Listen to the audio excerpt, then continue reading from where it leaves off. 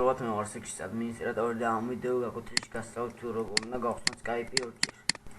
აგერ ხელდა განახებ Skype ერთხელ გახსნილ მაქვს და ახლა შევდივართ my კომპიუტერში C-disk-ზე შემდეგ program file, ანუ თქვენ არ ვიცით სადა გაქვთ რასაც Skype-ის ვებკა, აგერ Skype და ამოაგდებს ასეთ პაპკებს phone plugin manager და toolbars. შევდივართ ჩვენ phone-ში. შევდივართ და Skype შემდეგ მოღნიშნავთ Skype-ს და create shortcuts დავაწვევით ამოაგდებს ახალ Skype-ს, შემდეგ properties შევდივართ, აქ გამოვტოვებთ ერთხელ დახილ ხაზზე დავწეროთ secondary. ჩაიწერეთ და აგერ ნახოთ ახლა.